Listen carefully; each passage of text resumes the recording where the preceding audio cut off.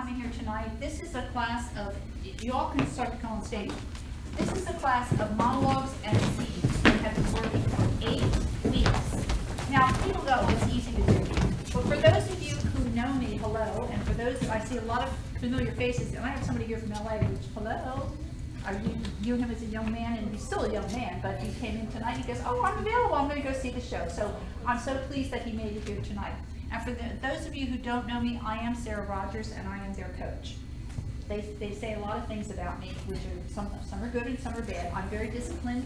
You can ask them, and they know. And for people who've taken my classes, they know that I am a very disciplined person. But they learn. In 8 weeks' time, a lot of these people have never been on the stage. A couple of them have. Two of them are filmmakers, but they wanted to be in front of the audience instead of behind the cameras, which is fine. So I am so proud of them, I cannot tell you. This is a hard class. Monologues to memorize and to do is not an easy thing. And then you have scenes on top of it, because they're responsible for one monologue and at least one scene. And then if somebody drops out, which in tonight somebody did. Monica, step forward. Monica took it. She's going to be holding the book tonight. That means she's going to have the papers in her hand. Monica, somebody dropped out, and she stepped right in to take care and to do the scene with the person so she wouldn't lose her scene. And I think that's a very commendable thing to do. So when she has her book in her hand, don't think that she was lazy and she didn't know what she was doing. She not only does her monologue, her scene, but she stepped up. And then we have Ran.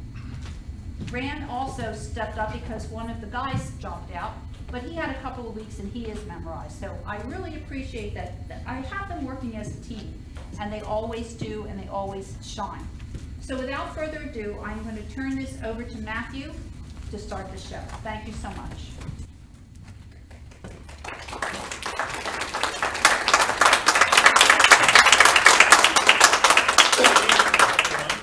And welcome to this bare bones performance of Scenes and Monologues.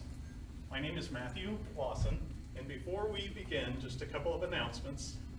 First, please silence your cell phones. Please no flash photography, because we startle easily.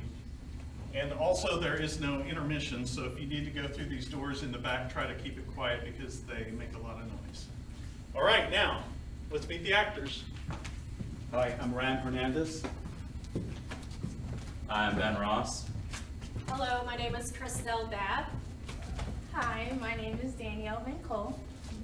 Good evening, everyone. I'm Monica Harker. Good evening, I'm Angie Carroll. Hello, my name is Alexander Morante. Hi everyone, I'm Stephanie Guanaga. Good evening, my name is Carice Cole.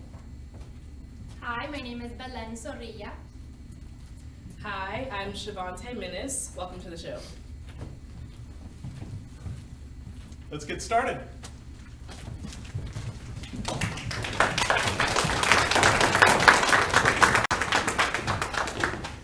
Well, good evening again, and I am still Angie Carroll, and I will be performing for you this evening a monologue titled Wedding Day, written by Glenn Ackerman, and my character is Allison.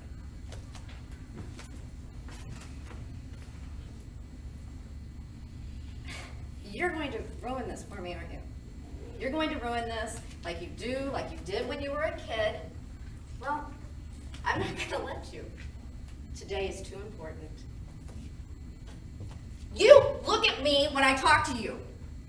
I'm your mother, if you've forgotten. I'm in command of this house, and when I speak to you, you will look at me. As long as you live under this roof, you will obey. Am I clear?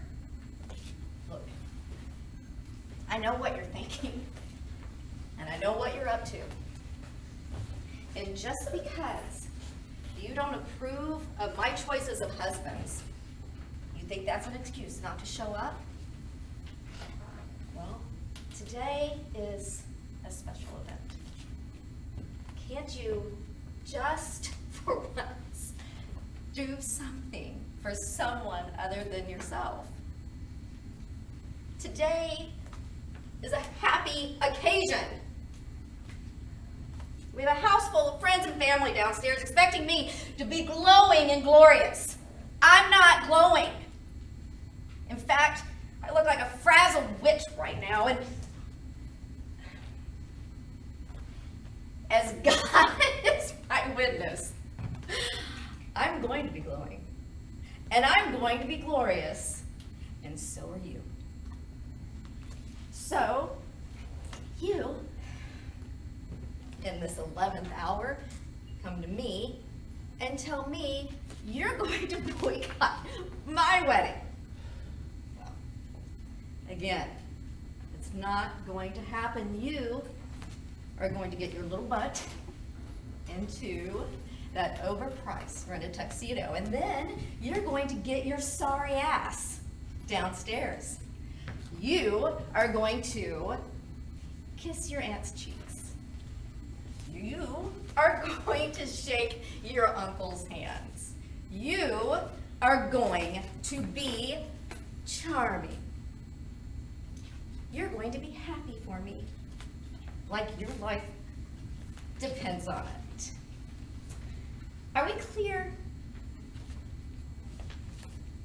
So we understand each other. So, come over here, kiss me on the cheek. Help me zip up my dress. And wish me good luck on my wedding day.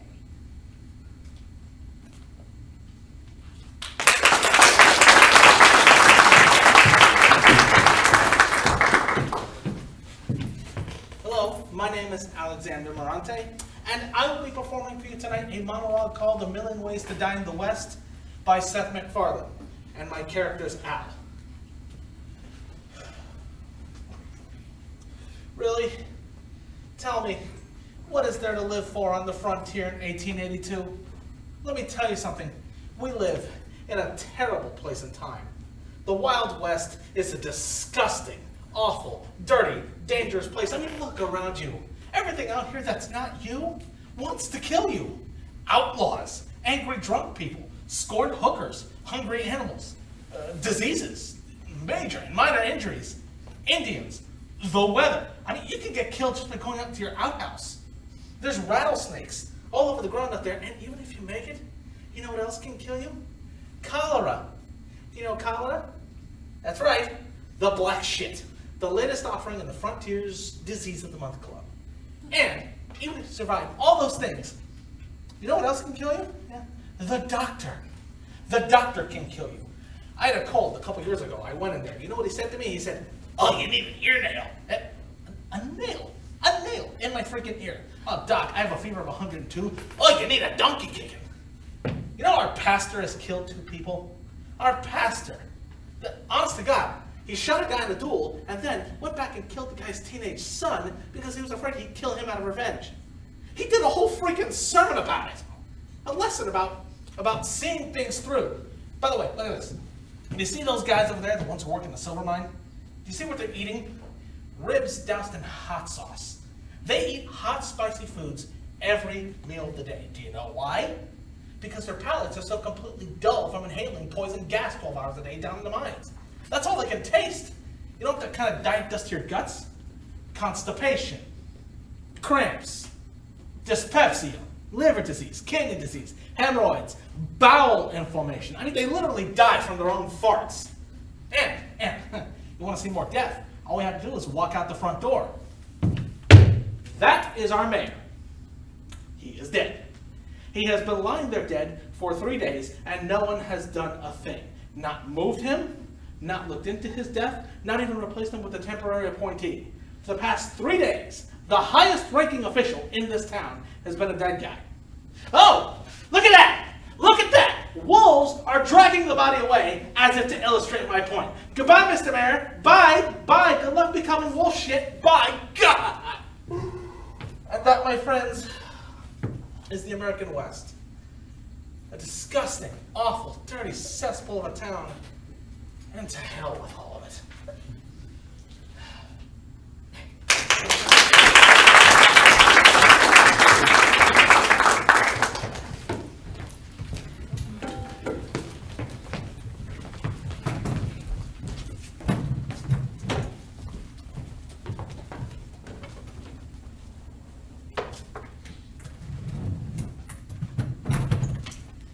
evening, everyone. My name is Carice Cole, And my name is Monica Harker. and tonight we'll be performing a scene from the play Long Time Since Yesterday. By P.J. Gibson. My character is Janine. And my character is Lavine.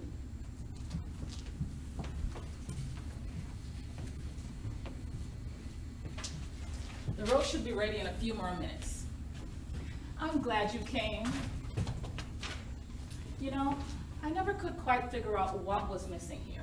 I mean, I bought this and that and that and this, and still I kept getting the feeling something was missing.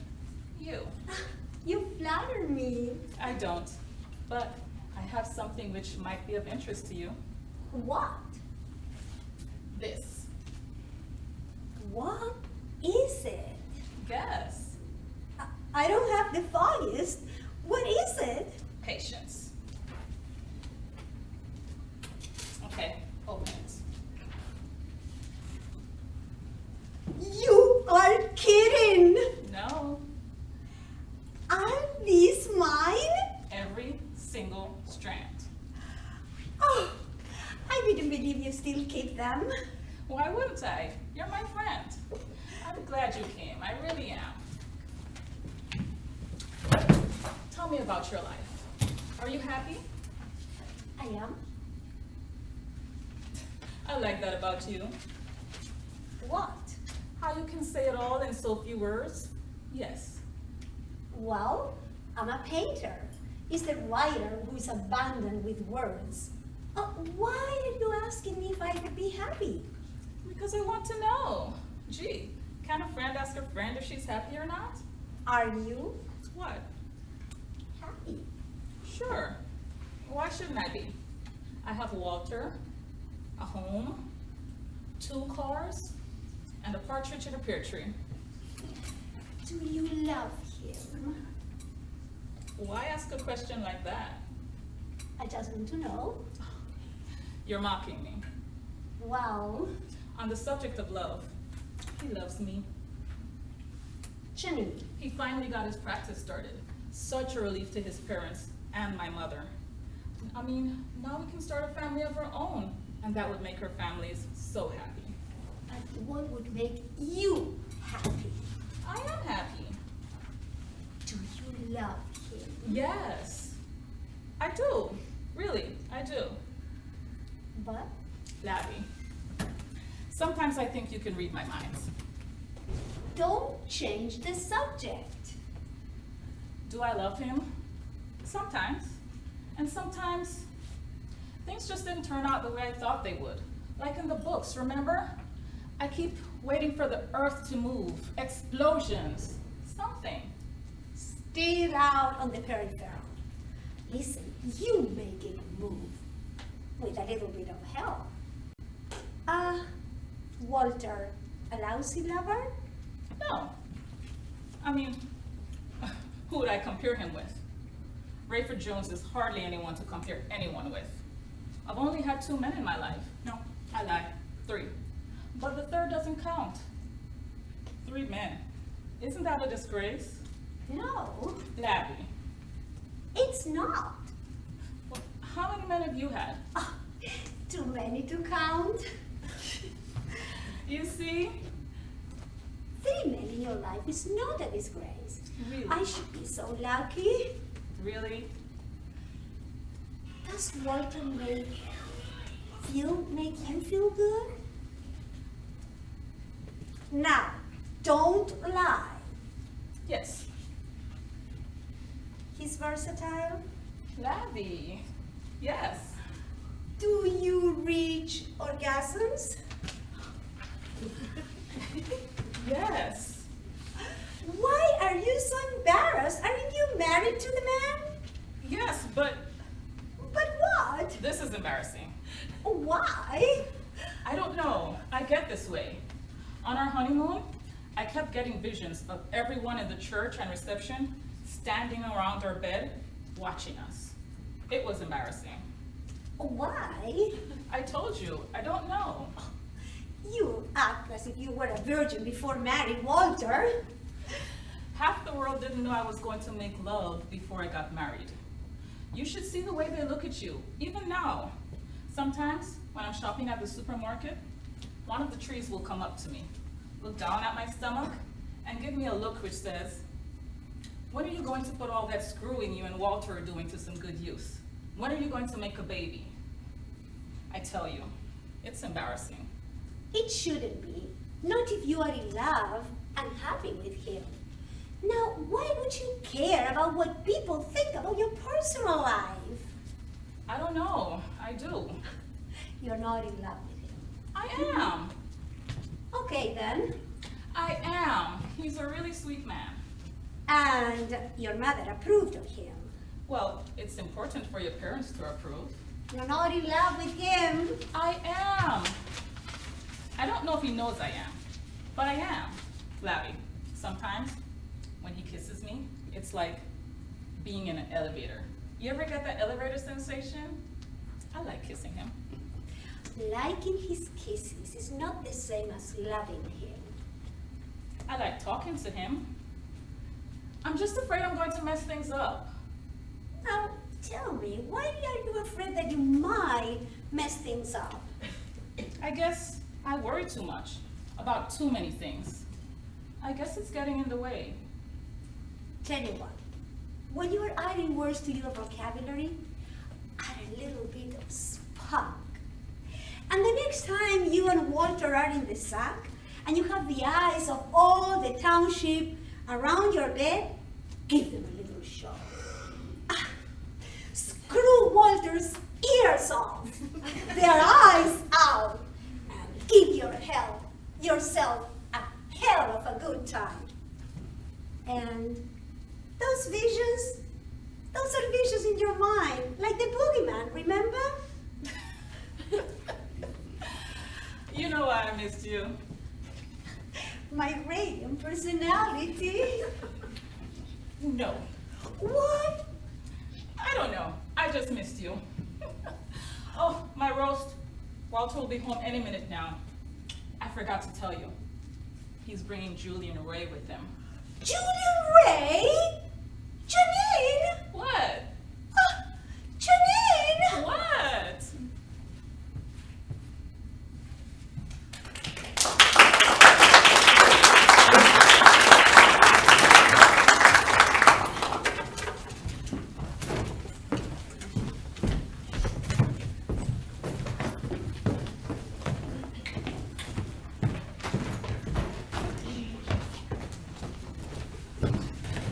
Hi everyone, hope you're enjoying the show so far. Again, my name is Stephanie. So we're gonna have a little fun with some improv tonight. We're gonna play a few improv games and we're gonna ask you guys to contribute in some way. So this beautiful group behind me and I will be creating or building a machine. So you can throw out some ideas. Some machines we've built in the past have been a popcorn making machine, a bubble gum making machine.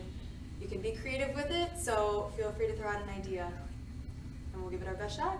Anybody? What was that? Train. A train building machine. Okay. Stoco. Okay, well, we'll start with train. Coming right up. All aboard. All aboard. All aboard. All aboard. All aboard. All aboard.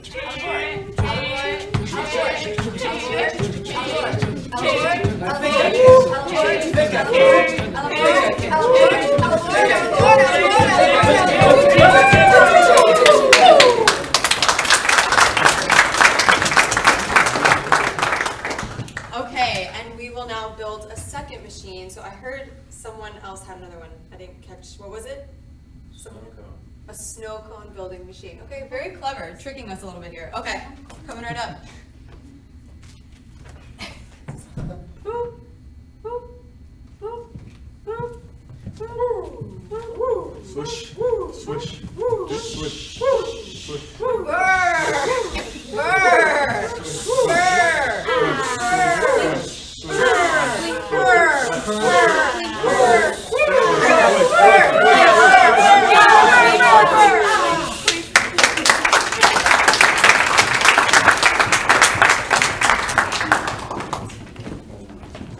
Hi, my name is Ram Hernandez, and I'll be performing a monologue from the film American Graffiti, written by George Lucas. And my character is the manager.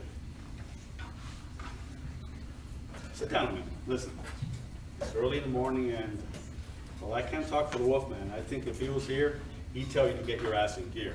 Now, look, no offense to your hometown here, but come on, this place ain't exactly the hub of the universe, if you know what I mean. And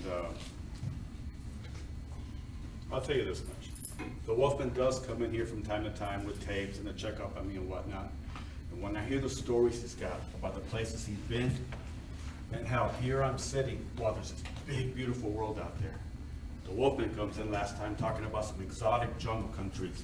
He's handing me these cigars that he says were hand-rolled on the naked thighs of these beautiful babes. Okay, the Wolfman's been everywhere. He's seen everything. He's just got too many stories to tell. It's just so many memories.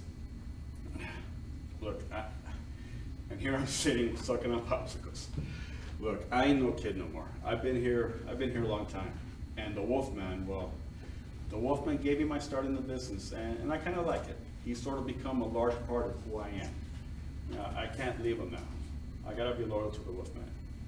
So, I'll tell you what, if I can possibly do it tonight, I'll try to relay this dedication and get it for you on the air tonight, later on. Thank you.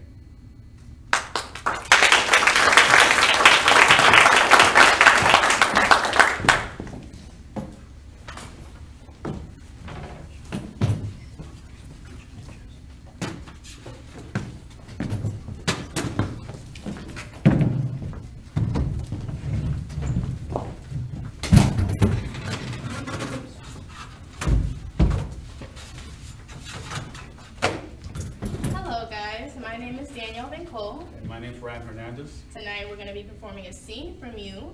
It's by William Branch. It's titled Baccalaureate. My character's name is Angela. And my character is Doc. Enjoy.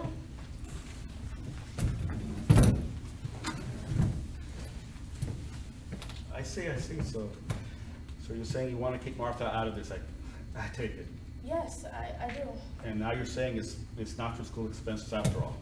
No, but please believe me, it's very important. Okay, I believe you. You're not freaked out. It's important. I mean, shit, it must be, or else you'd never take the trouble to come to me. I didn't mean it that way, Doc. All right. Look, forget that point. Look, the fact is, you did come to me, and I'm your brother-in-law, and the family and all that, and it's up to me to help you out, if I can. Well, what do you mean by that? You mean you can't do it? Well, let's not get ahead of ourselves, Angela. I didn't quite say that either, you know. Don't put words in my mouth. I've got enough of my own. Well, I'm sorry. All right, well, okay, let's see where we are now. The question is, have I got $300 to spare until you get a chance to pay it back? That's the question. So, let me think about this for a minute. Yeah, as a matter of fact, I think I could swing it. I think I could. Yeah, in a pinch, a great sacrifice, mind you. You mean it's all right? Well, I was just figuring that in loaning you $300, that would mean I'd have to spread that amount over a period of, 10 weeks at $30 a week, or 20 weeks at 15, or heck, even 30 weeks at 10. But Doc, don't you understand? I need the money all at once. Okay, hey, I understand. Sit down. It's okay. I understand all right.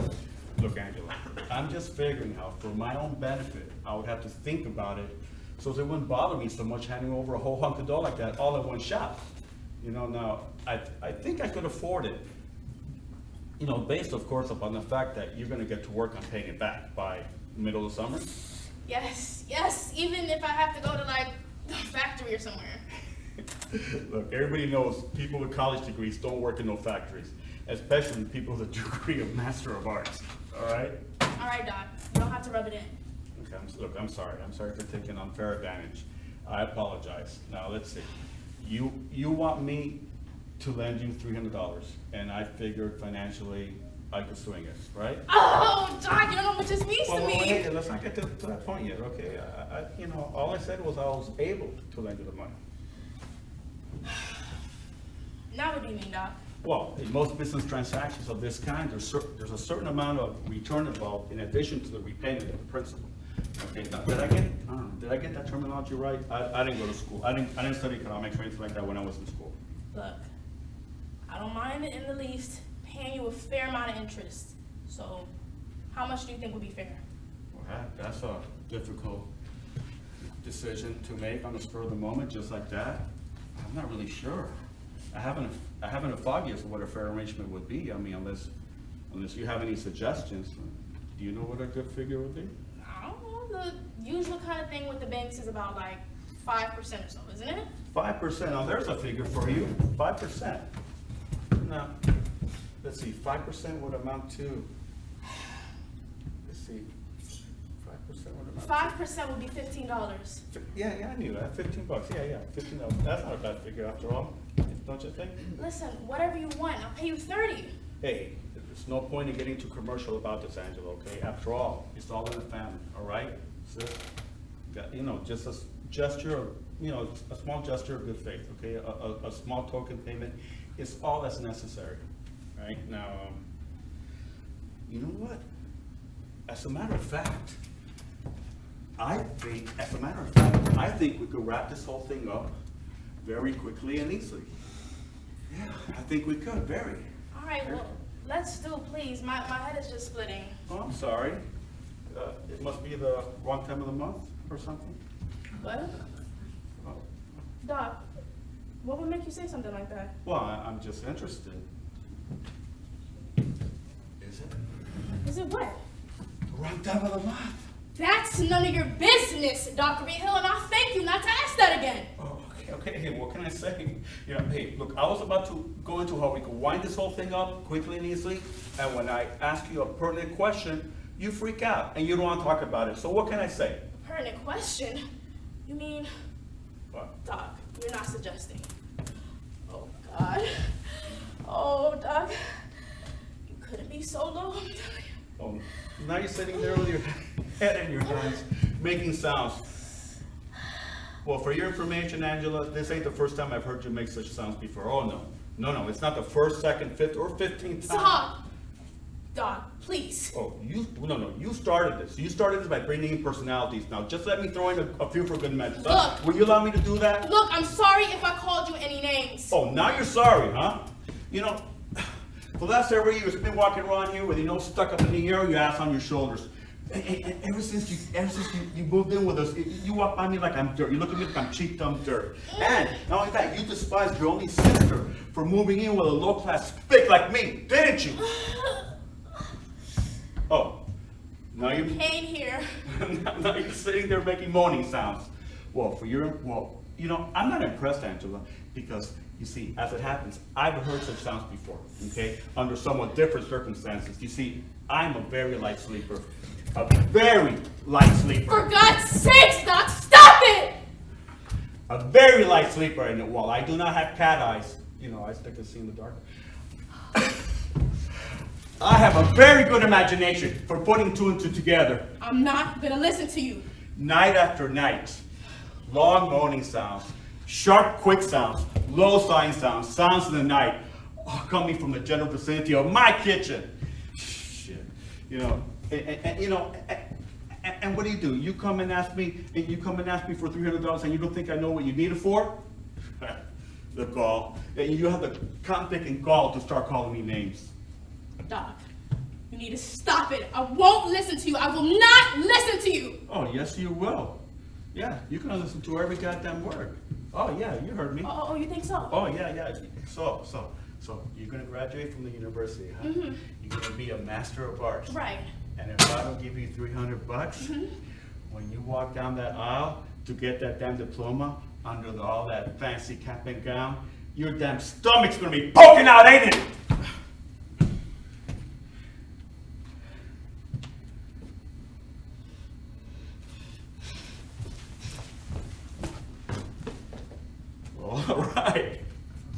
All right. I'm going to show you what kind of man I really am. I'm going to give you a break, Angela. I'm going to let you have your $300. That's right. But I want my interest in advance. So you open this door. You open this goddamn door right now. Shit. I ain't going to bust this thing down.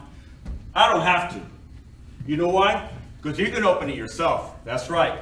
This is the way it's going to play out. You can open this door, and I'm going to come in. And when I come back out, you could consider the interest Hell, man, consider the whole damn thing paid in full. Now, come on, that's a fair arrangement, ain't it? So open this door. Come on, open the goddamn door.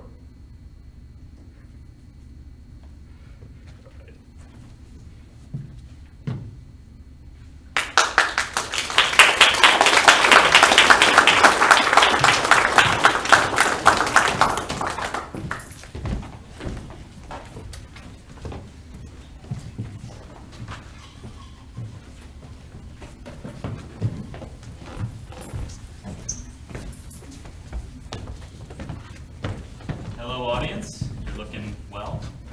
Hope you guys have been entertained so far, but now is the educational portion of the show. None of us are perfect. We've all made mistakes. And our lovely actors up here are going to enlighten us on some of the things that you guys are doing wrong in. So 3 things you're doing wrong in blank. Any suggestions? 3 things you're doing where? Bathroom. 3 things you're doing wrong in the bathroom. What? Tricky one to start, and then we'll give that to Ram. Okay, 3 things you're doing wrong in the bathroom. Okay, well, it depends on if you're married or not. If you're married, you really don't want to, before you go to the bathroom, you don't want to eat Indian food or Mexican food, okay, before you're newly married, okay? After about 20 years, it doesn't really matter. You can eat whatever the heck you want, okay? And the second thing you don't want to do in the bathroom, okay? You don't want to take a bubble bath with dishwashing, dishwashing soap, or I don't know, I did that one time, and bubbles everywhere. I couldn't even get out. My wife almost killed me, divorced me that night. Okay, that's the second thing you don't want to do in the bathroom. See, the third thing you want to do in the bathroom is, oh man, you don't want to wash The Shining. Okay, ever see that scene with that scary old lady in the bathroom that traumatizes kids so much that Ewan McGregor had to come back as a kid, as an adult, and still be freaked out with for this little old lady, okay, The Shining. So those are 3 things you don't want to do in the bathroom. Ram, we are eternally grateful for the wisdom you provide. All right. Anything else? The supermarket. The bedroom. I heard the bedroom. Curious. Let's hear it. Let's hear it. First person I saw. Sorry. All right, 3 things you don't want to do in the bedroom. Number 1, potty train your dog. I mean, that's what outside is for. Going in the bedroom, I know it's, you think it's a great idea. It's not. Second thing you don't want to do in the bedroom. You know when they say sing like no one is watching, especially if you have a roommate or you're married? Well, if you can't sing, might not be a great idea. Next thing your roommate come home, ends up calling animal control because she thinks there's a screaming hyena in the bedroom, and I'll never forgive her for that. And the third thing you don't want to do in the bedroom is try and wash your dishes, just because. Self-explanatory. You're welcome. 3 things you don't want to do in the bedroom. All right, great stuff. What else are we doing wrong, people? Let's hear it. Garage. The garage. All right, Monica, what's going on in the garage? Oh, 3 things you are doing wrong in the garage. You park your car against the kitchen door, right there, not leaving any other space. Then, leaving all the tools all around the floor, so when your husband comes home, he has to pick them up. And the third thing you do wrong in the garage, leave the door open and then go to bed, and the next morning you find nothing. They robbed everything that you had in the garage. So these are the 3 things you are doing wrong in the garage. Interesting architecture there. All right, let's hear some more. School. I heard school. All right, Belen. No school. Oh, love school. So 3 things you're doing wrong in school. You should definitely be preparing for those exams. You don't want to be pulling out your notebook in the middle of those exams because that's really bad and cheating is wrong, even though that's how I got through college. Second thing you're doing wrong in school is not bringing your dog along with you. because, you know, classes are boring enough as they are, so you definitely want to have your little furry friend next to you to keep you happy throughout those terrible, terrible times. And third thing you're doing wrong in school is, just show up to class. If you don't show up to class, that's really, really bad. So, thank you, and those are the 3 things you're doing wrong. I think I might graduate now. Let's see it. All right, we got a couple more. Airbnb. B and B. Oh, we're back to yes. Alexander. The 3 things you're doing wrong at an Airbnb. Well, for one, you're at an Airbnb. You don't know whose sheets you're sleeping in, whose room you're sleeping in, and what kind of creepy dolls they have just staring at you in the middle of the night. Second thing you're doing wrong in the Airbnb is, you're going for the most overpriced option. Go for the cheapest one you can find. The people that are usually quite wholesome, save for the guy with one leg and squint in his eye. No, he's not safe. And the third thing that you're doing wrong in Airbnb, only pack once. Yeah, I mean, you're going to stay in there for 2 weeks, but where's the adventure in that? 3 things you're doing wrong in Airbnb.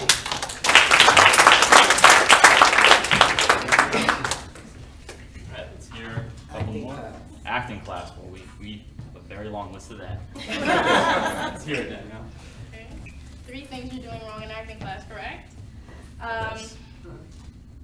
3 things you're doing wrong. First thing you're doing wrong, chewing gum. There is no chewing gum in the theater. It's very unprofessional. Sara tells us that a lot. Trust me, take my word for it. Second thing you're doing wrong in acting class, not being yourself. You know, you kind of want to show up as you. You know, they say everyone else is taken. Third thing you're doing wrong in acting class, being quiet, standing in the back. You'll get picked on first, but not me because they couldn't see me. 3 things you're doing wrong in acting class.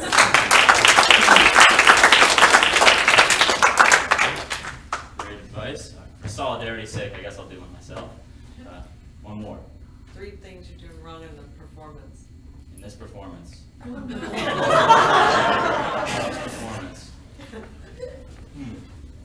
Well, I had to spit my gum out a couple seconds ago, so that's one thing.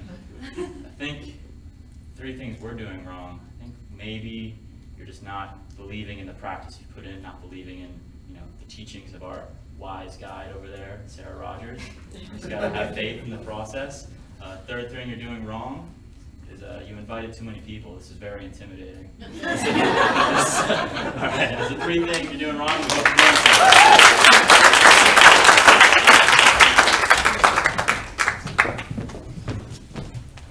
Hi everyone, my name is Belen Zoria, and I will be performing a monologue from the film Frances Ha, written by Greta Gerwig and Noah Baumbach. My character's name is Frances.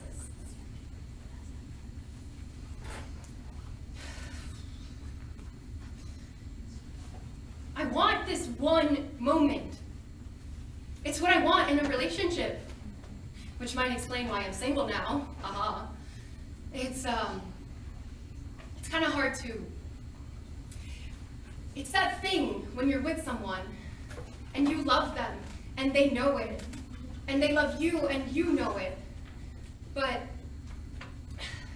it's a party and you're both talking to other people and you're laughing and shining and you look across the room and catch each other's eyes, not because you're possessive or it's precisely sexual, but because that is your person in this life. And it's funny and sad, but only because you know this life will end. And it's this secret world that exists right there, in public, unnoticed, that no one else knows about. It's sort of how they say that there are all these dimensions all around us, but we don't have the ability to perceive them. That's what I want in a relationship. Or just life, I guess.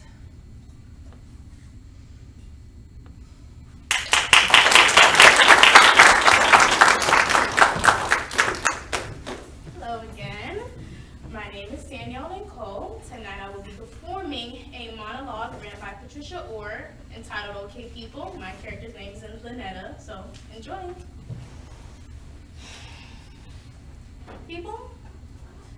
Yeah, I like people. I mean, they don't behave much, not like a cat or a dog. It's easier for me to get along with them. I mean, sure. Even a rambunctious kid can make you pull your hair out or their fur out, you know, but still they'll come up and greet you after you've come home from a long, hard day at work, and they'll be glad to see you. Not like a boyfriend of mine who might just grunt when you say hello, or a roommate talking on the phone, and they're so busy they can't get off for a second and say hi. Like, what is that? Hi, hello. How easy is that, right? Yeah. I mean, although I had a dog once that stuck to me closer than a brother, like glue almost, you know. That dog was with me wherever I went, even to the bathroom, I'm embarrassed to say. That dog made sure he was with me all the time. They knew what they were saying when they said a dog is a man's best friend, or a woman, in my case. Well, people are all right.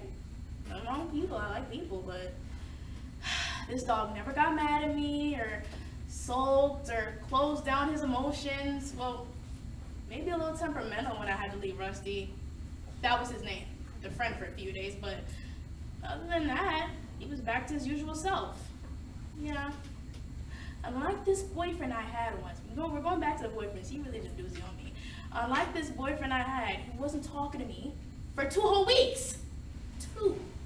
God, that was murder. But there was always Rusty I could love on when I felt blue, you know? Rusty never said, leave me alone. Would you believe it, that when he finally got out of my life, left, he did. That Rusty missed that loser? Yeah, newsflash, dogs are like that. Yeah, people are all right, but give me a nice hot cup of cocoa, a good book to read, and a dog or cat to cuddle up next to any day of the week, and I'd be the first in line.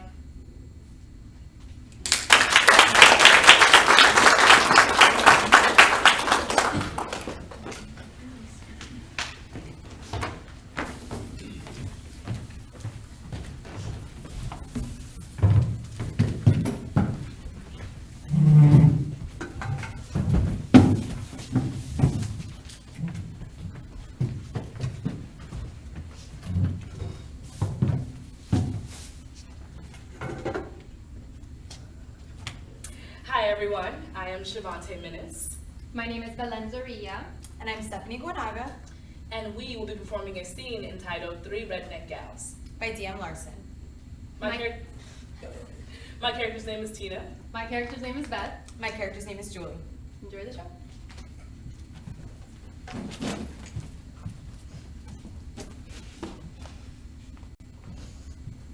Mayo call. No thanks, I already got it, man. No, this kind of mail, stupid. Oh, George Strait fan club newsletter for Tina. thank you. I love getting these almost as much as I love my JJ. And sadly, I don't know which I dislike more. Ooh, check out this month's picture. That is obscene. You should see what she paid for the membership. They better give her something good. How do you think they got that to hang there like that? Please, I just had breakfast and I really wish I hadn't had sausage. Bill. Don't throw those away. That's where I always put the bills. Ah, look at this phone bill. Final notice, Beth. Don't worry, we got that same one 2 months ago. I'll just call my uncle at the phone company and he'll take care of it. I don't care how many of these people you're related to. We're gonna have to pay them back someday. I just figured I'd stall until I got married and then I'd make my husband pay. Look, George Strait underwear. You realize when you sit down, you're sitting on his face? You two are so weird. Oh, and one envelope for Julie. Oh, junk mail, no doubt. Just throw it in the garbage. Okay, if you say so. But it's a letter from Jacob. Give it here. Jacob, the man of her dreams. Got plenty of men in my dreams. I just wish some of them were real. Oh no! That didn't sound good. So much for that dream. Julie, you okay in there? Come on out, honey, and talk to us. I've been afraid this would happen. Oh, don't worry about it. He ain't worth it. Man are all jerks anyway. They're more useless than titties on a bull. No, not Jacob. He's different. He's the sweetest, most sensitive guy I've ever met. Well, if he's such a wonderful guy, then why are you crying? Did something happen to him? He's coming here to see me. That's the tragic news. Girl, you need help. Isn't that good news? Don't you want to be with him? I do want to be with him, but not here. He's a big city guy. He'll hate it out here, and he'll hate me for it. I think you're overreacting a bit. At least give it a try. He'll probably be so busy slobbering all over you, he won't even think about where he's at. He's coming here to see you, not the town. But what about my family? There's no way my father's going to like him. Why not? Now wait a minute, Beth. You know how narrow-minded Julie's Paul could be. Oh, come on. There can't be that much that would bother him. Well, Jacob doesn't go to church. Oh dear, your grandpa's a minister. He's big into the environment. He thinks all hunters should be shot. Isn't your dad a big game hunter? The biggest. And my uncle is an outfitter. Oh, boy. He doesn't want to have any kids. He thinks the earth is way too overpopulated as it is. Doesn't your grandmother hold the town record for giving birth to the most kids? They have a photo of her up at the maternity ward in town. Oh, come on. I think you're overacting a bit. I don't know, Beth. Remember that time your cousin Earl brought that girl home from California? She had her armpit hair braided. She did not. JJ said he saw it. And aren't you wondering why JJ was looking at her armpits? And she chained herself to the local steak in that rough BBQ and refused to leave until they served her salad. Well, what happened to her? She got run over by a garbage truck. She did not. Did so? Ran right over her foot. How is this helping? It's not. Sorry, that's the last time I tell you two what's on my mind. That might be the last time something's on your mind anyway. Can you two knock it off? Okay, back to your problem. Mine ain't ever going away. You want me to go away? Fine, I'll go. Oh, stop your pouting. I'm only kidding. Jokes are only funny if both people are enjoying them. Where'd you hear that? Oprah. You know your ma told you to stop watching Oprah. She won't eat beef, you know? Why do I even talk to you two about my problems? Right. Julie's problems. How do we keep Jacob from being run over by a garbage truck? Or by any other truck in town. It's no use. I better tell him I'm gonna go up there instead. But you always do that. Aren't you out of vacation days? Well, yeah, but I could take unpaid leave. Oh, well, you can't afford to do that. And why not? 'Cause you just bought us a new big screen TV! Woo! What? It'll be here tomorrow. Come on, Julie, we need a new one. The sound doesn't work on our TV. I can't believe you bought a new big screen TV. Why couldn't you just get a nice little one? Y'all can afford something like that. Well, actually, you bought it. Billy had your card number on file. You can't do that. It was on sale. I cannot believe the day I'm having. Oh, it has got to get better than this. Think positive, Julie. Your day will get better. Your day will get better. Oh, maybe I'll just go back to bed and start over. That's what JJ says every time he Too much forgets. information, Tina. All I was gonna say was every time he forgets. Too much information still. I mean, why does he have to come down here anyway? You know, it sounds serious. You think so? If he wants to meet your hometown and see your family, darling, that is serious. But he hasn't belched your favorite song like JJ has for you. Now that's the clincher. JJ did not belch my favorite song, thank you very much. He belched Twinkle Twinkle Little Star when we were star watching. I thought that was your favorite song. Not since Britney Spears came out with Oops, I Did It Again. You know what, that is the perfect love song for you and JJ. You think we can get him to belch that one? Y'all are still not helping. You know, I hate to admit it, but I think Tina's got a point. I think Jacob is getting serious, and if you were to turn him down, you might be taking a stroll down Breakup Street. Breakup Street, where is that? Oh, right over by Clueless Court. Anywho, you willing to take a chance on Jacob feeling rejected? No, not really. He might also think you're hiding something. Remember that time my brother locked himself in his room for the longest time and it started to smell? Daddy had to break in. Didn't he have a sheep locked in there? Yeah, although we could never figure out why he was all nervous and sweaty. Oh, ask JJ. I'm sure he knows. You know, I see what you mean though. You do? Yeah, if I don't let Jacob come down, he might think I've got another guy down here. Or a sheep. All right, so if Jacob comes down, how do we keep him from being shot? How about we give him a makeover? A makeover? What kind of a makeover? I don't know, something that might make him fit in a little better. We can't have him showing up here wearing a t-shirt that says, eat beef and die. Well, whatever happened to freedom of expression? Oh, get off your high horse, Julie. You know free speech is only free when you talk about what everybody wants to hear. You can't tell me if I went to visit Jacob and his family wearing a t-shirt that says, I eat endangered species for breakfast, that they wouldn't get upset at me. Face it, Julie. People only express themselves around people who feel the same way. Did that just make any sense? Were you always this slow, or did you have an accident?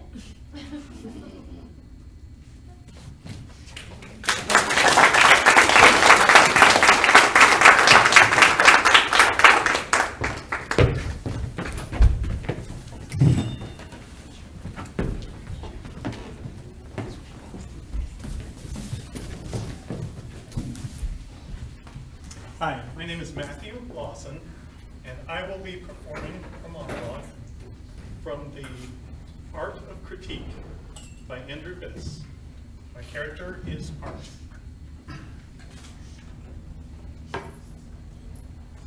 Oh, Stephanie. Steph, just look at you. Who could possibly find fault with you? Except me. You see, the problem is, Steph, and it's a big one, is that this play, despite its moments of levity, is in fact a work of soul-destroying tragedy. At its core, it is bleak, desolate, and utterly inconsolable.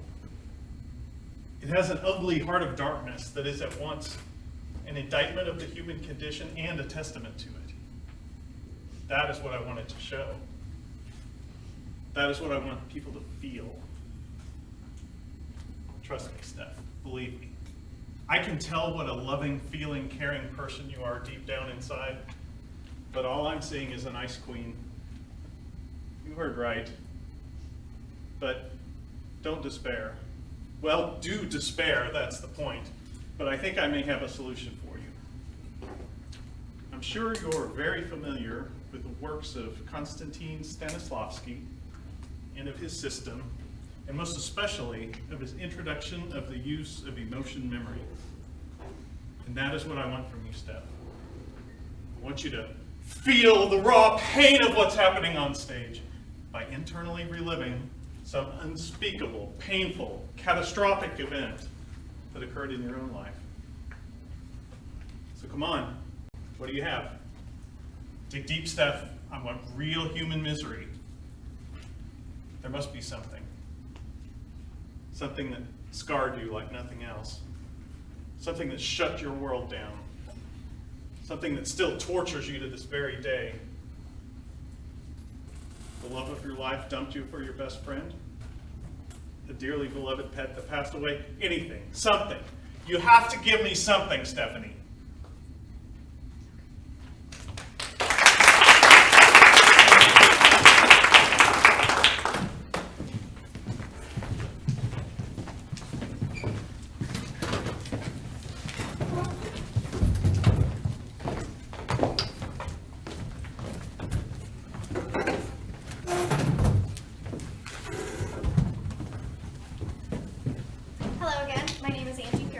My name is Alexander Morante.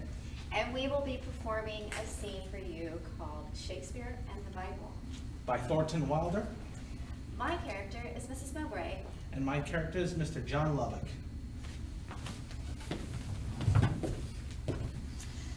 Mr. Lubbock. I'm Mrs. Mowbray. Good afternoon, ma'am. You don't recognize me. No, but I did get your letter asking me to call. Oh, well, please do sit down. I've asked you to call on me today for two reasons. One, I'm in need of a lawyer. A lawyer for my general affairs to advise me. I thought we'd take a look at each other, see if we could get to know each other and work together. And the second reason, Mr. Lubbock, that I asked you to call today is I am your fiance's aunt. Mrs. Buckingham's aunt. You know, she never told me she had an aunt. No, she wouldn't. I'm considered the black sheep of the family. They do not speak my name in that household. No, her mother and I went two different directions. But yes, I am going to be your mother-in-law's sister.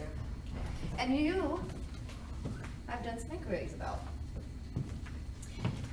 You are 37 years old, is that correct? I am.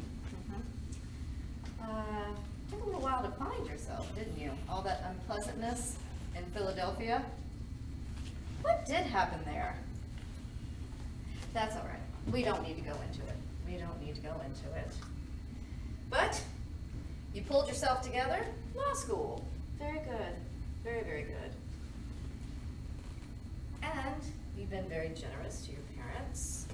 I understand you bought them a home in Staten Island. You're a very generous son. And I believe that you'll be a very generous family man.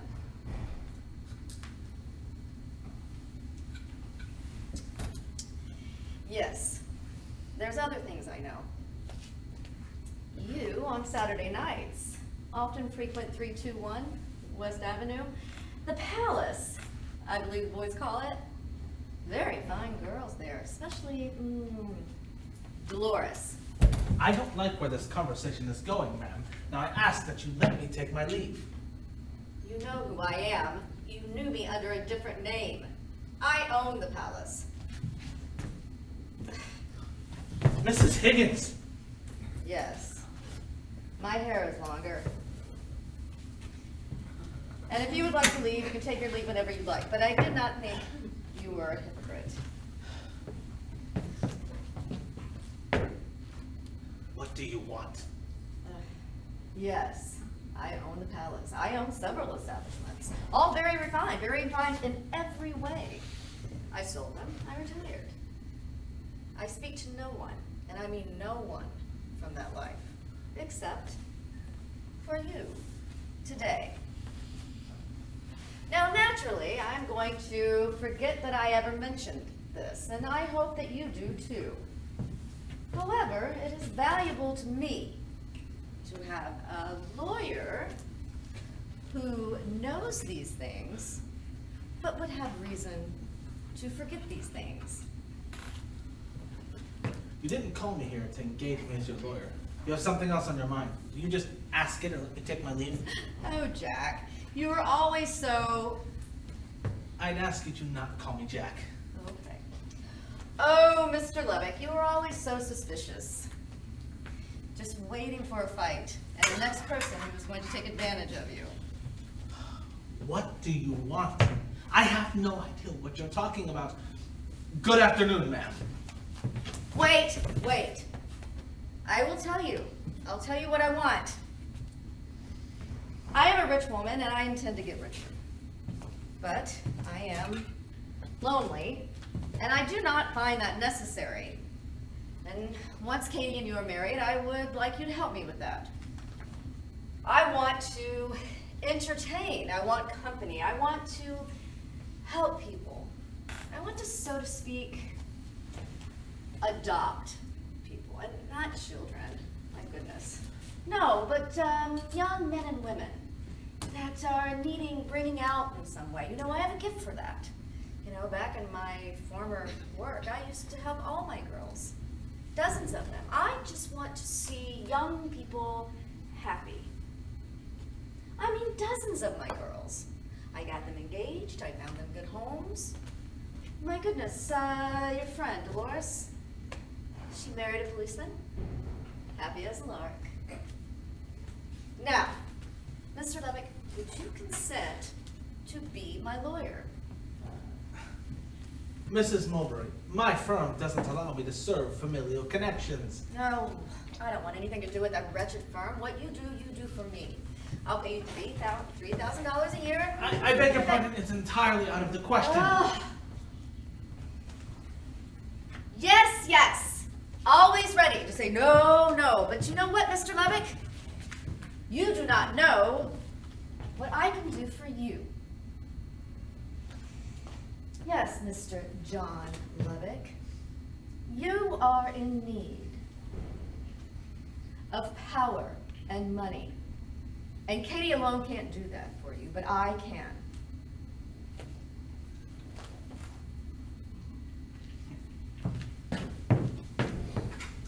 I know it's not just about Katie. Oh. It's very much more than that. You see, I'm very much in love with Katie. You see, your niece, she's an extraordinary woman. You should know her. Extraordinary. Katie? Well, I will tell you, her mother is certainly not extraordinary. So tell me, what is so extraordinary about Katie? Well, she's... I feel like I'm the luckiest man in the world. Please, you do not need to speak to me that way. I assure you, I mean it. Oh, okay, so very clever. Is she? Reads all kinds of books on this sort of thing? No, but she does ask a lot of questions. She does. She asks questions? I like that. You know, I've asked her to call today. You told her that I would be here? Yes. Huh. See, Katie doesn't like surprises, Mrs. Mulberry. And I would think after your first time meeting with her, after such a long time, it should be alone. I thank you, and perhaps I shall take my leave. Why are you so nervous? She's not due to call for some time, and we still have legal affairs to speak of. Thank you. Perhaps I shall take my leave. Oh, nonsense. She probably won't come anyway. I mean, I'm sure she showed her letter to her mother, and her mother forbid her to come. I mean, would Katie disobey her mother? Yes, she would. Well, really? Tell me, Mr. Levick, did Katie agree to marry you against her mother's wishes? Yes, she did. Oh, yes! I see. Oh, my goodness. Oh, let's see. Tears, scenes, slamming doors. Yes, I think so. Don't you see? Don't you see, Mr. Levick? Katie's just like me. I hear it in every word you say. I mean, if you told her that you were her aunt, yes, I think she would come. But Katie likes to be involved in that kind of thing. Who's she knows, what she gets, all that sort of nonsense. Certainly a lawyer's wife. She's inquisitive, as you've said before, asking questions. And you think I'm inquisitive. Yes, I do. Okay, well, let me tell you something. Everybody thinks women are inquisitive. And we are on the most part, because we have to be, and I wouldn't give a coin for a woman who wasn't. But with that said, we still have legal matters to discuss. Mr. Levick, when Katie and you get married, I am going to write Katie a very large check. Very large, I assure you. And again, I would like the opportunity for Katie and you to introduce me to talented young men and women that I would be interested in. New York has got to be full of them. But more importantly, I want to spend time with Katie and you. See, Mr. Levick, I want all of this to be yours. I want this to be your second home. I want to give you everything. Because you see, Mr. Levick, I have nothing. I have spoken quite a bit. Please tell me, Mr. Levick, what do you think of what I've said? Mrs. Mulberry, look, I like people who speak frankly as you do, and who get straight to the point. Now allow me to be frank with you.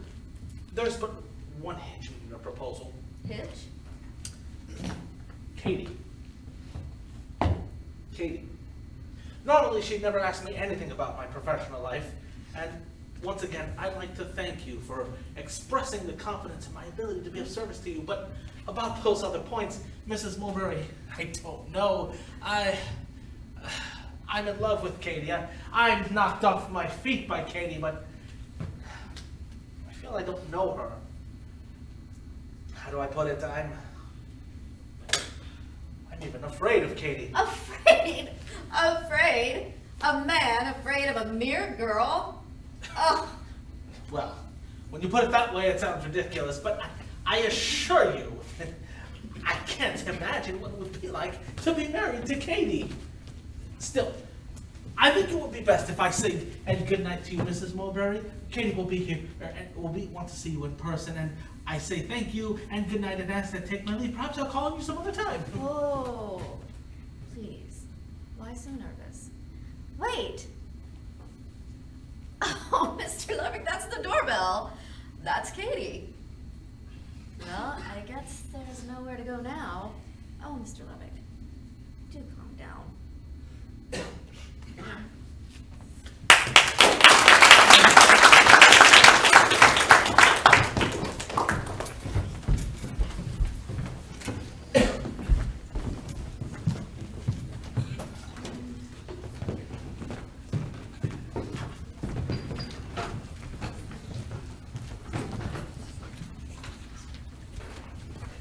All right, as my actors get ready on the stage, so sometimes we like to talk with our hands. So if you could, guys, give me a few topics that we'll get crazy with our hands to talk about. Are we ready? Yes, what are we thinking, guys? What do we want to hear us talk about with our hands? A nice baseball game. Baseball game, I need one more. A breakup. A breakup. Angela's going to talk about a breakup, and Christelle is going to talk about a baseball game. Enjoy. I don't even know why I came out. I'm just not in the headspace. I'm not in the mood. You know, I just broke up. I'm so sorry to hear that. Maybe you should go to a baseball game. Well, he was a baseball player, so Oh, I really am not all that inclined.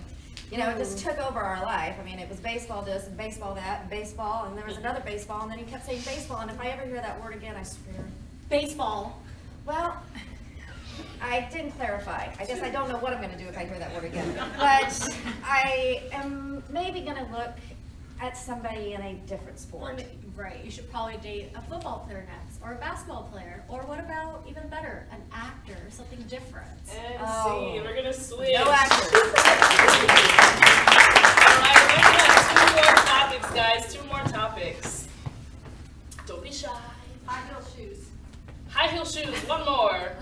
Cars. Cars. All right. Matt is going to do high heel shoes. Ben is going to do cars.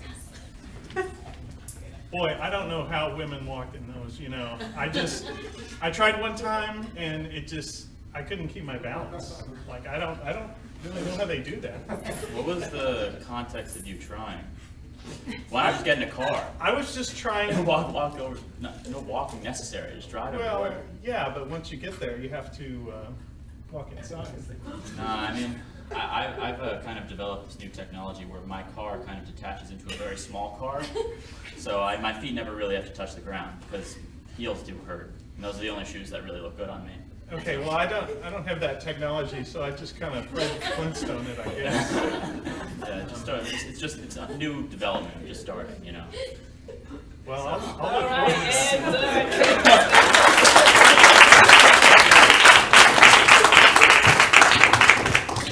All right, hello again. I am Shavante Menace, and I will be performing a monologue entitled I May Destroy You by Michaela Coel. My character's name is Arabella.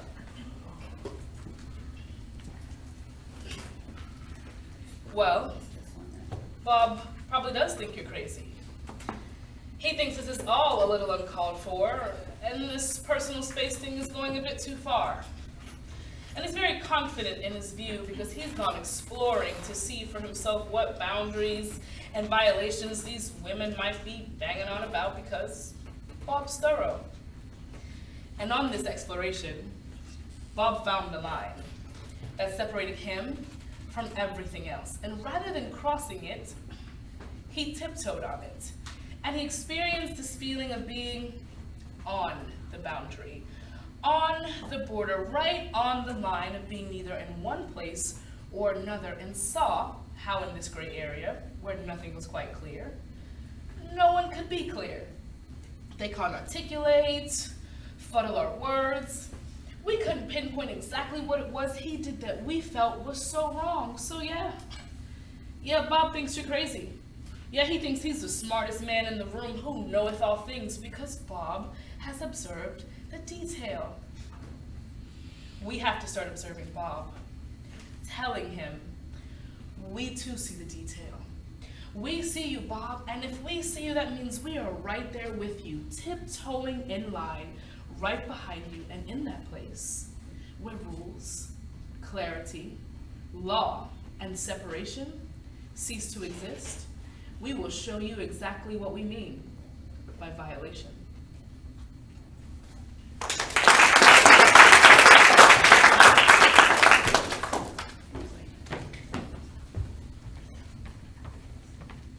Hi again, everyone. My name is still Stephanie Buenaga. I will be performing a monologue from the show Gilmore Girls, written by Amy Sherman Palladino. My character is Lorelai Gilmore.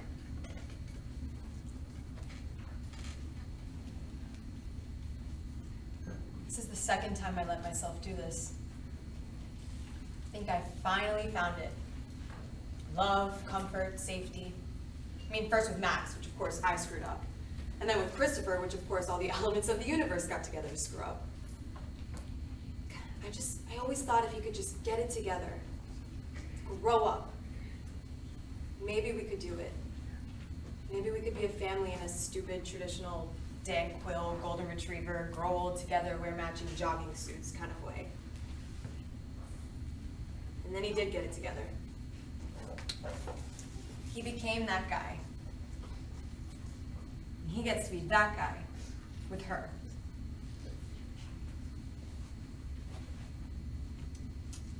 Chris is gonna have a baby with his girlfriend. He's gonna marry her.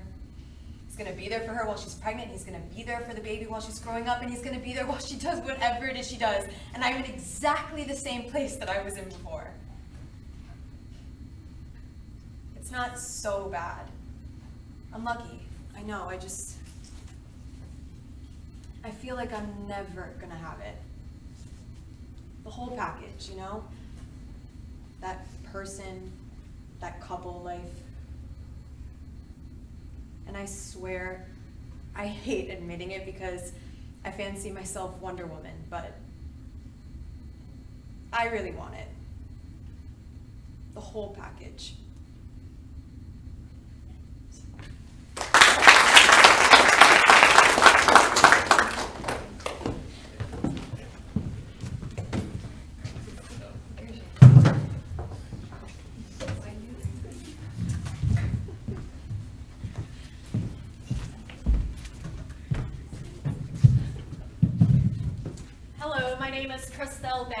My name's Ram Hernandez. And we will be performing a scene named The Wool Gatherer. Written by William Master Simone. And my character's name is Rose. My character is Cliff.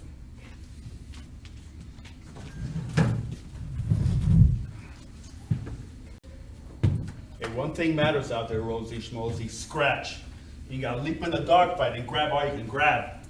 And while you're out there grabbing it, true love screwing the guy next door. And if you lose it, you get true love's consolation prize, alimony payments. So don't hit me with a stale bag of wholesale picture about true love, because I've been there. I know better. Jeez. Rosie, all I said was I wanted to hold you. You gotta make a big deal. It's not my fault I'm this way. Hey, I don't want to hear about no bad childhood.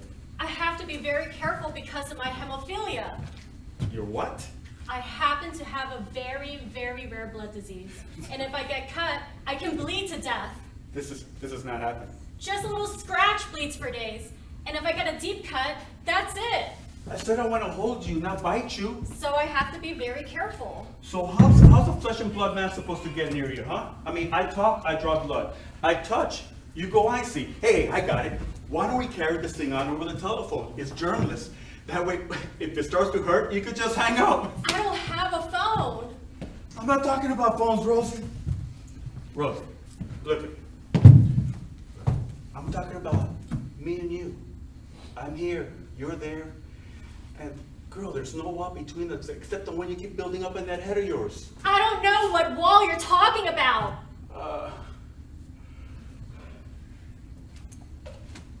Hey, Rose. Look, girl, I didn't order a pound of non-perils at the 5 and dime because I had a sweet tooth. I didn't come up here to your place here to discuss Brenda or seaweed soup or homophilials or dinosaurs or flamingos. I came up here to be with you. You. To hold you. Make love to you. I don't want to cheat.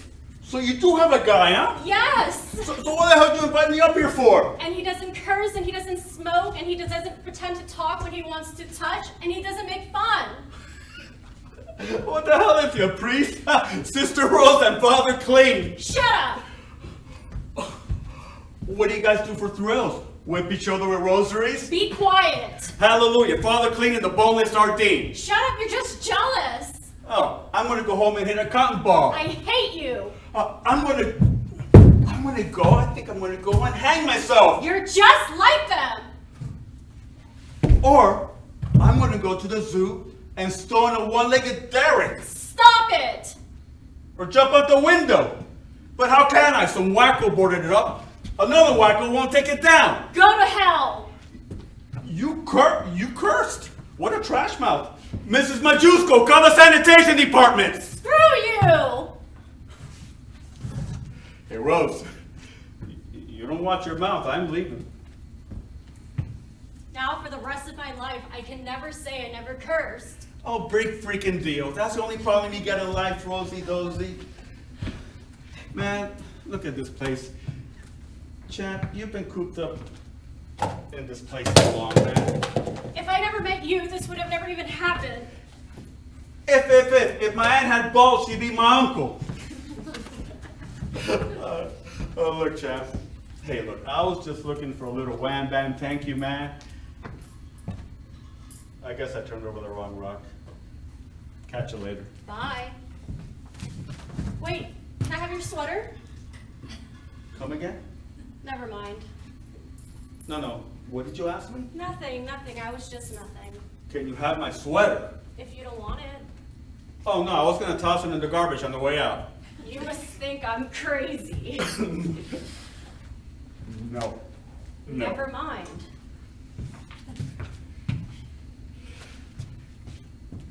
Hey, Rose, can I ask what for? I don't know. To remember you by? To remember me by. But never mind.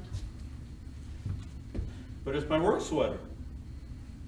Forget I even asked. Rose, it's dirty. I slept in it. You know, I blew my nose in it. I said never mind. You don't want me to stay, but you want to remember me by. You know, that's one that goes way over my head, champ. Let's just leave it at that, okay? You want my sweater? My sweater. All right. Well, Rosie, you gotta take good care of it because it's used to traveling across the country at 65 miles per hour. Thank you. And be careful, it goes through amber lights. Thank you. And it's 100% virgin wool. It's meant to be for you. Thank you. And the label fell out, but hey, you see this hole here? Yeah. I burned it there, so I knew which is the front. Hey, I don't want to assume anything, Rosie. Maybe you use like the front and the back. I don't know, but me myself, I like the front and the front. Thank you. Rose, Yes. can I have your shoe? I thought you were different. That was all in your head.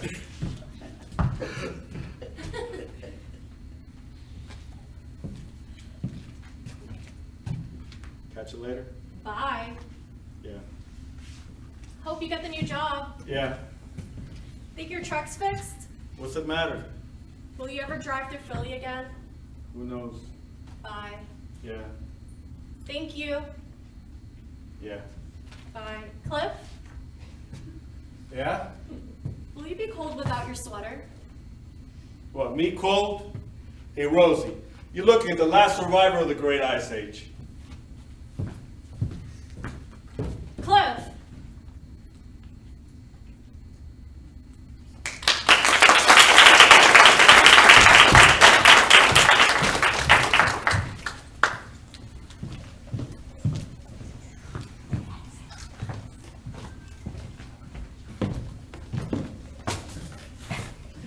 Hi, I'm Ben Ross. I'm going to be performing a monologue from the movie Skyfall, screenplay by John Logan, Robert Wade, and Neil Purvis. My character is Silva.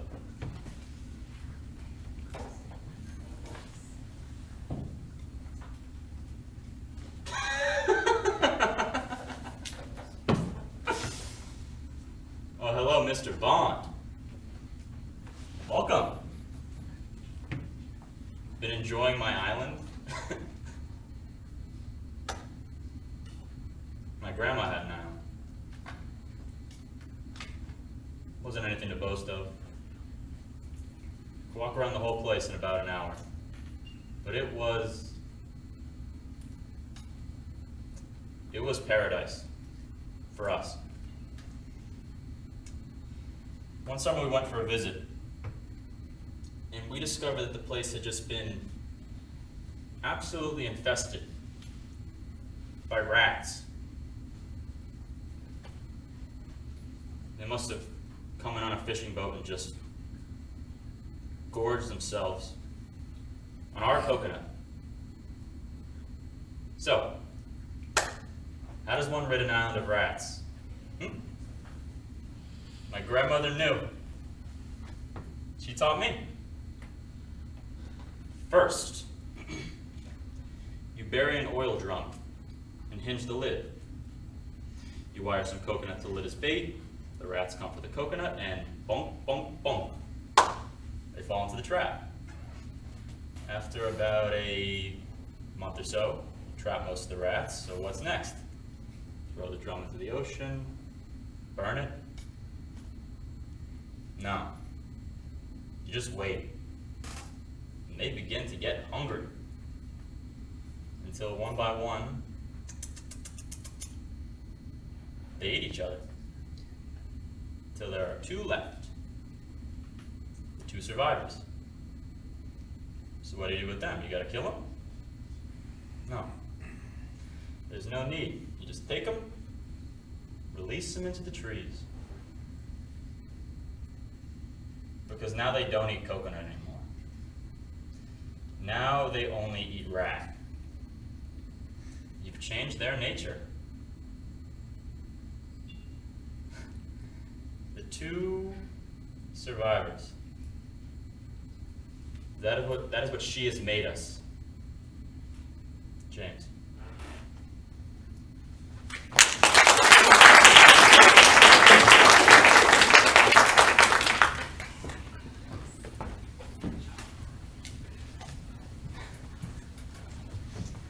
Good evening, everyone. My name is Carice Cole, and I'll be performing a monologue from the play Waiting for the Parade by John Murrell. My character is Catherine.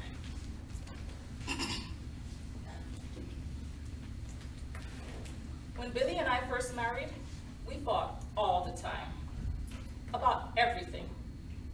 My clothes, his clothes, my friends, his friends, whether or not to have children, how many to have, girls or boys. We fought about baseball teams, which I didn't know anything about. We fought about religion and politics, which neither of us knew anything about. We fought about whether or not it was healthy for us to fight so much. One day, we'd only been married a few months. Billy borrowed some rope and came home from work early. I was taking a nap.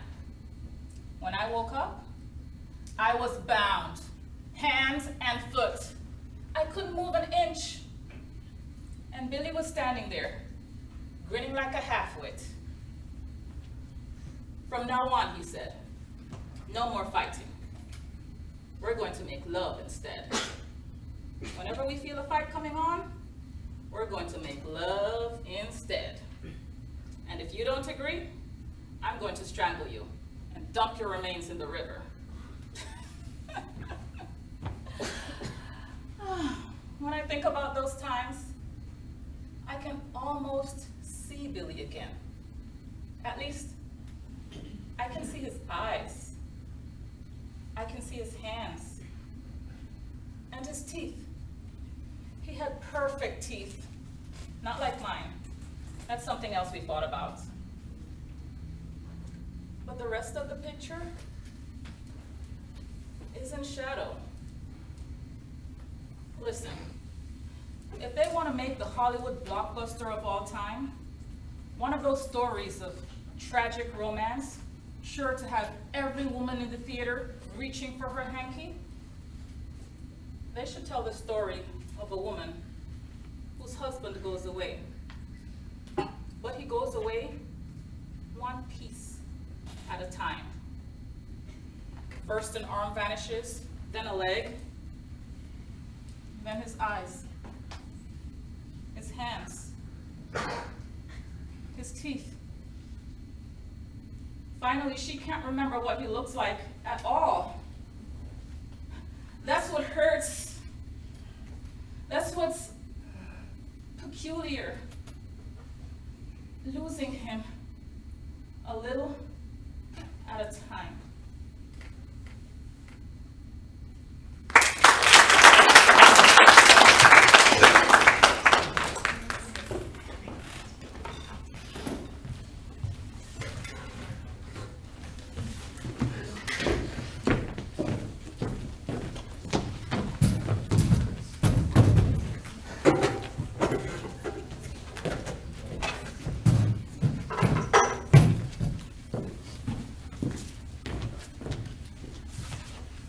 Hi, my name is Matthew Lawson, My name is Monica Harker. and we will be performing a scene from The Prisoner of Second Avenue. My name is Simon, My character is Mel. and my character is Edna.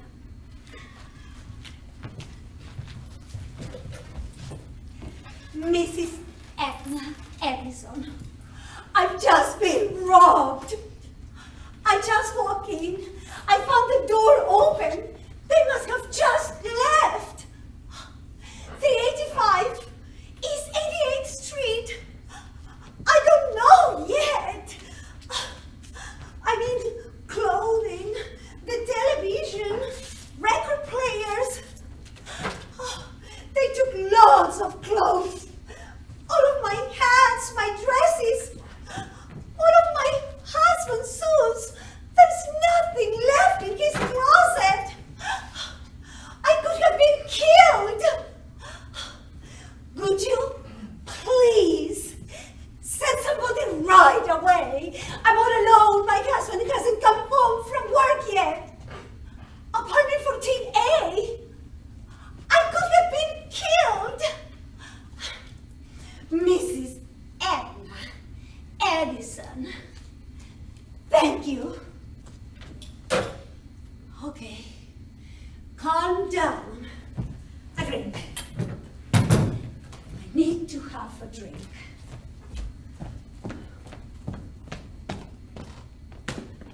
The liquor's gone?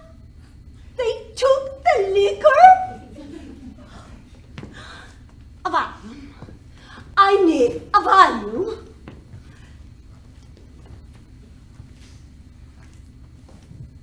Mel? Is that you, Mel? Didn't Mildred come in to clean today? Not today. Only Mondays and Thursdays. What happened here? Why is this place such a mess? We've been robbed! What? What do you mean, robbed? Robbed! Robbed! What does robbed mean to you? They come in, they take things, they robbed us! Wait, I don't understand. What do you mean, somebody just walked in and robbed us?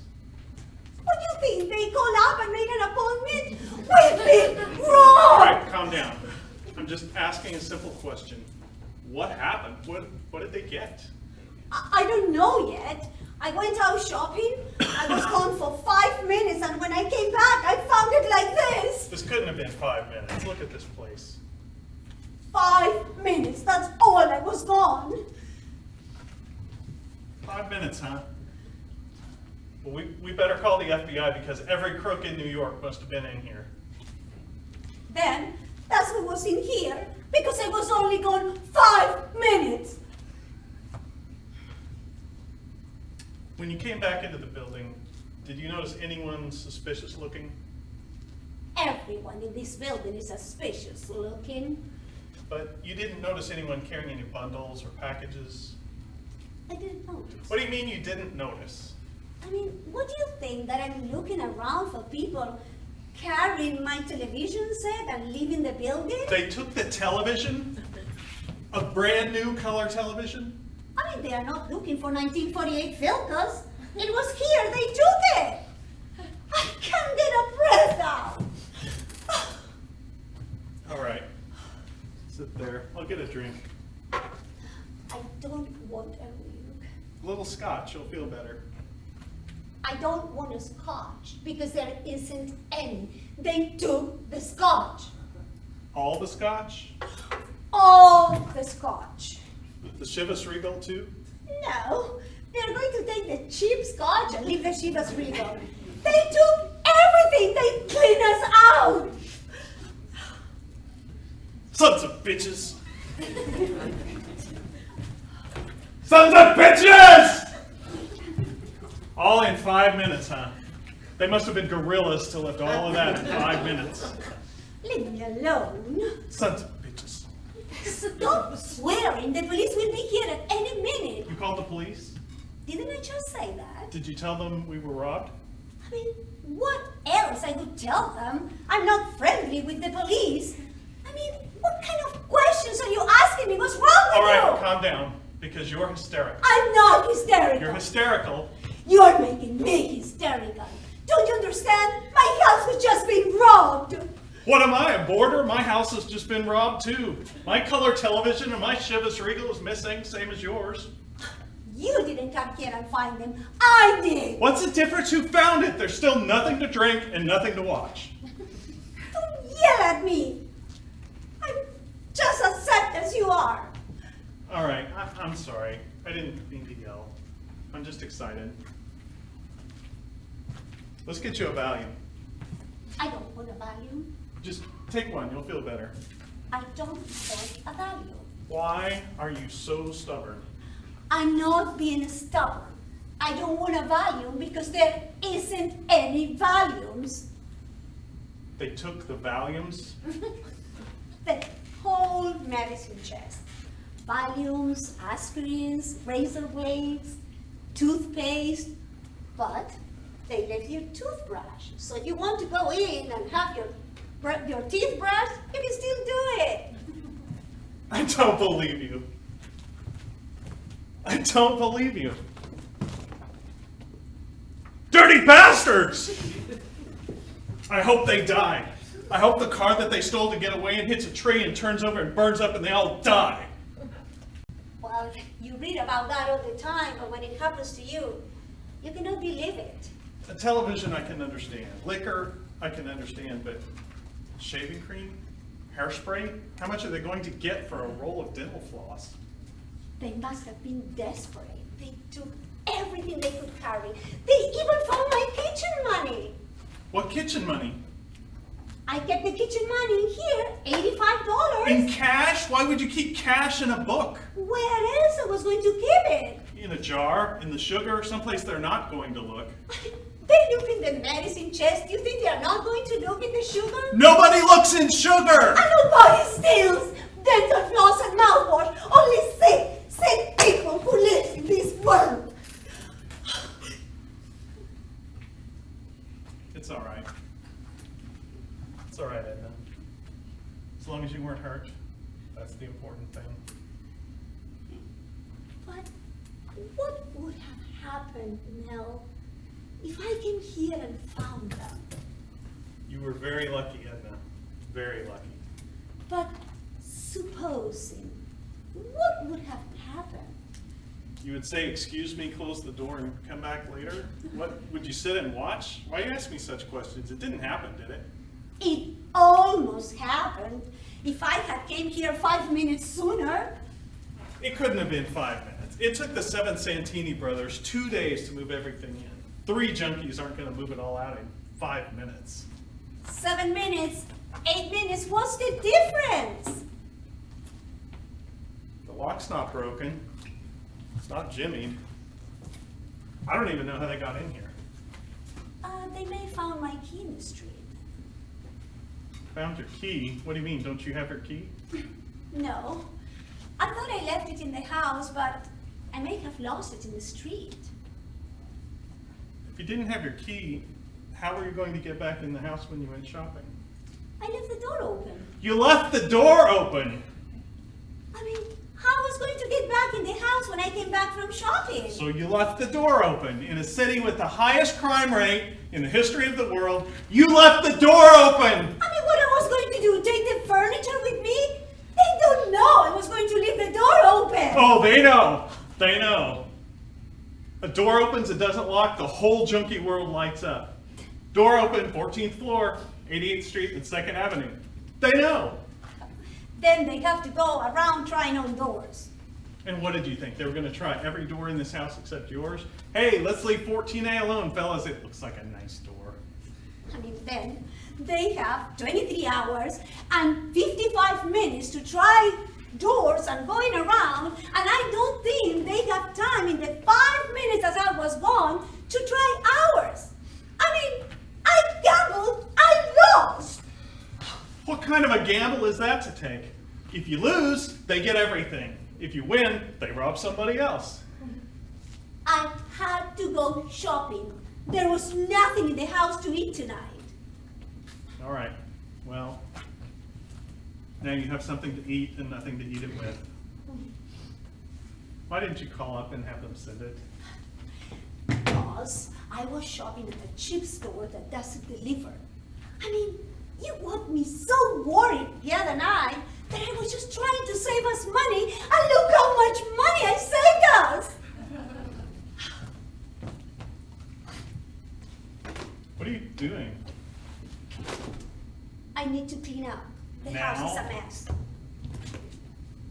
We have people coming in 5 minutes. The police. You want the place to look nice for the police.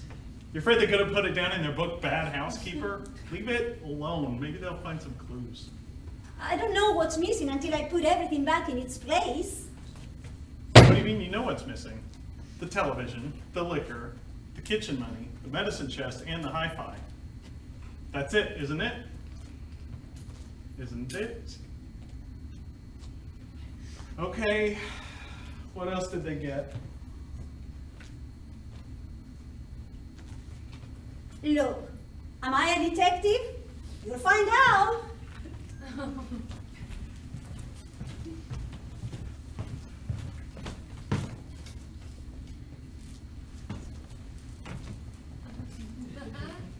Where are my suits?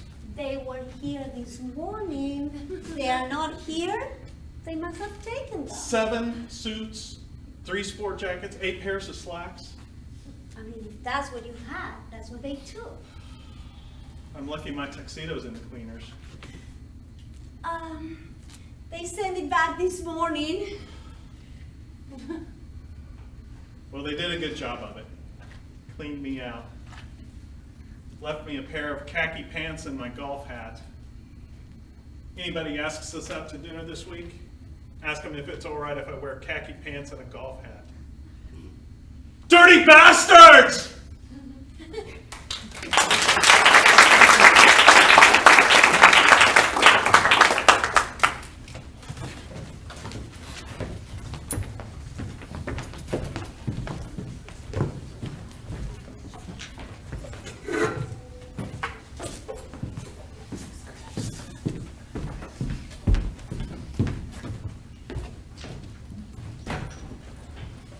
Hi, my name is Christelle Dabb, and I will be performing a monologue named Etched in Stone, written by Janet B. Milstein, and my character's name is Kylie. Selfish? I'm selfish?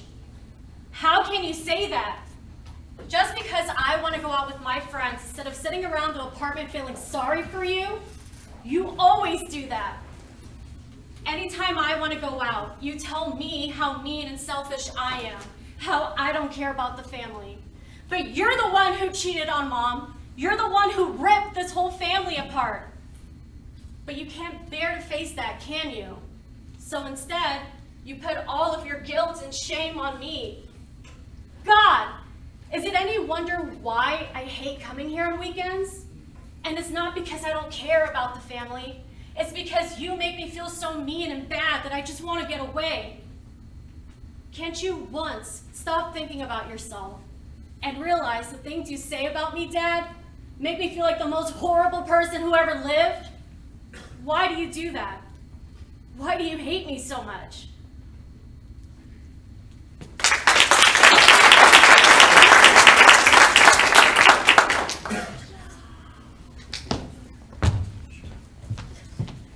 Hello again.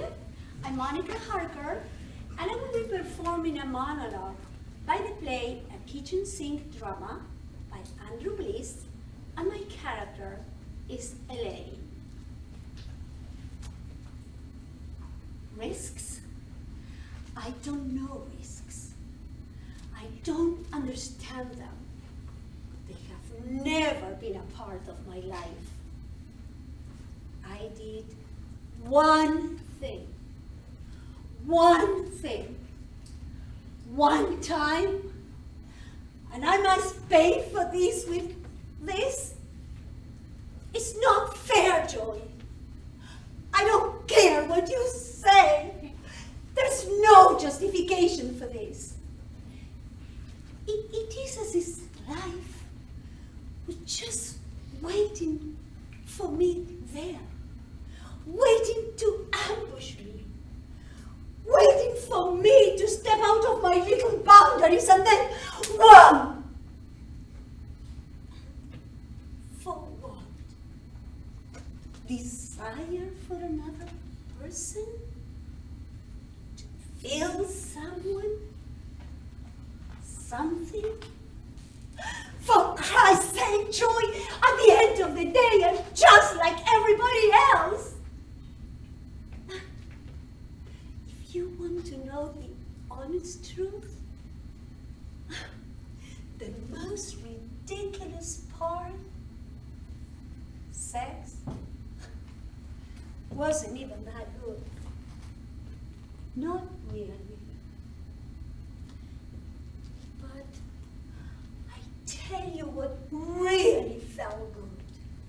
I felt wanted. I felt wanted by someone, by somebody. And I haven't felt like that in a long, long time. Even under those rude circumstances. And I think that's all.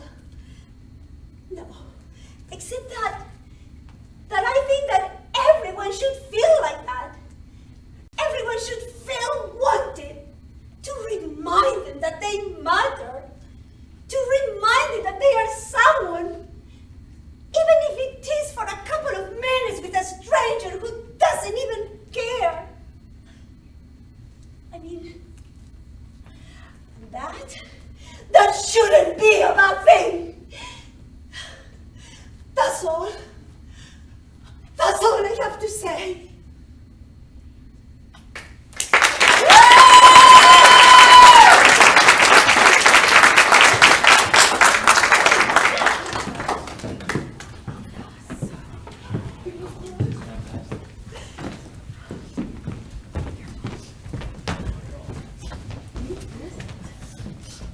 Good evening, everyone. So, for our last act of the night, we will be playing for you an orchestra.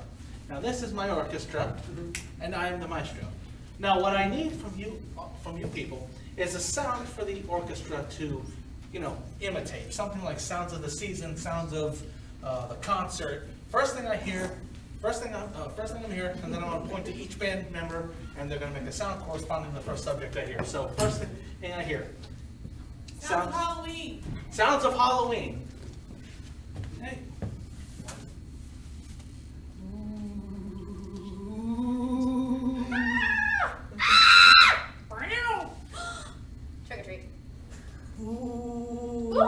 No! Ooh. No! Ooh! Trick or treat.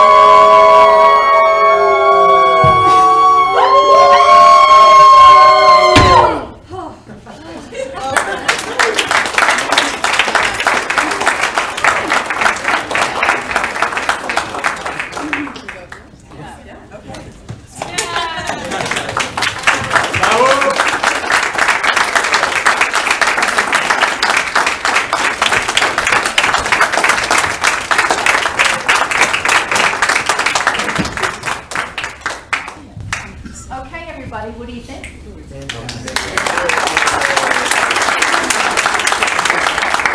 8 weeks, and that means tonight is their 8th week. So it's really 7 weeks of work. They did a phenomenal job. Each and every one of them have stepped up and helped each other.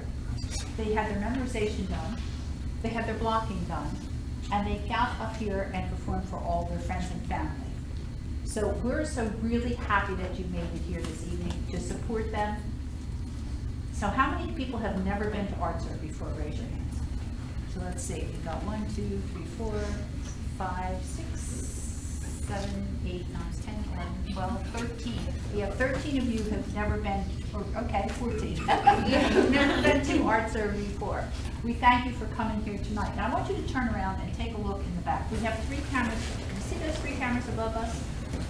And the gentleman, could you stand up, Joshua? This is Joshua Warren, and he is a person who is taping us with 3 cameras. You see how unintrusive that is? There's no wires or anything. Everything is done with a computer, with sound, and he'll put all of this together, and it'll be up on YouTube, probably tomorrow or Wednesday. So everyone here can see what they've done. If they want to pull out any of the work that they have done for the reels, they're certainly entitled to do that. Also, Joshua does this for a living, and he does it for me because I've known him since he was a young man. So he doesn't charge me, because I'm just special. But I love him to death. He's like I adopted him. All my kids I adopt, all my students I adopt. I have no children, so they're all my kids, every one of them, and especially this one right over here. I want to stand up for a second. This is Mr. T-Bone. T-Bone without the stick. Okay, let's hear this.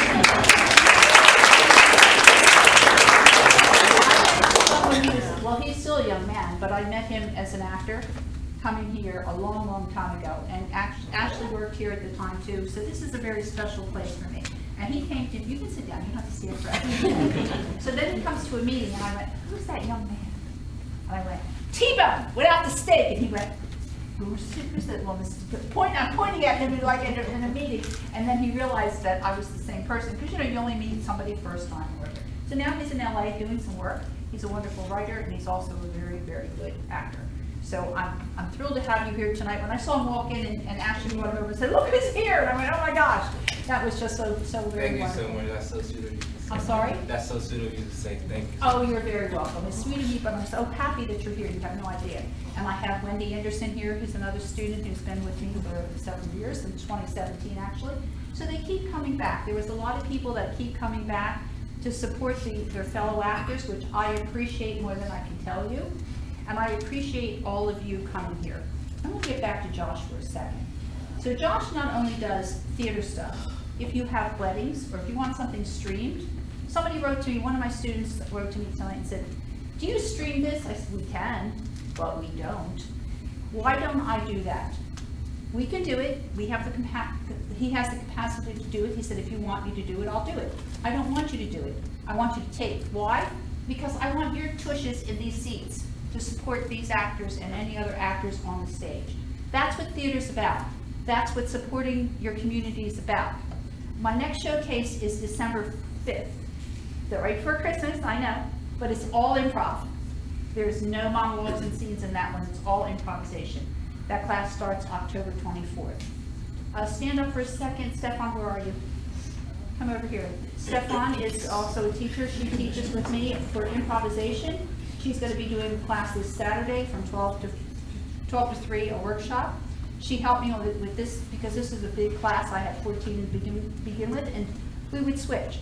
We're not to confuse them, but just to help me make sure they run smoothly and they got what they needed. And it certainly paid off, so thank you for Stefan for that.